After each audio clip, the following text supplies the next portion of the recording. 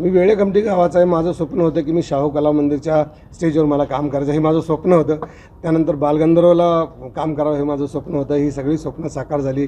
अगदी जगभरातल्या रंगभूमीवरती मी जाऊन आलो, जगभरात चित्रपट करून आलो आणि परत मला तर नाटक करण्याची ताकद आहे का असं मला स्वतःला प्रश्न पडायचा. पण माझ्याकडे सखाराम बाइंडर परत आलं. निळूभाऊंनी मला आधार दिला होता की तू हे नाटक कर, तुझा बाज आहे. विजय तेंडुलकरांनी मला सांगितलं होतं की सखारामचे प्रयोग तुम्ही करा आणि योगायोगानं सुमुख चित्राचे लोक माझ्याकडे आले आणि नाटक करायला घेतलं.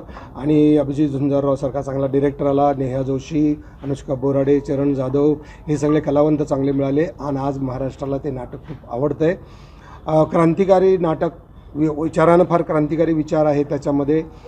कालातीत नाटक आहे आणि असं नाटक आज परत करतो आहे. त्याचा साताऱ्यामध्ये 13 डिसेंबरला प्रयोग आहे, 14ला कराडमध्ये प्रयोग आहे, 15ला इचलकरंजीला आहे.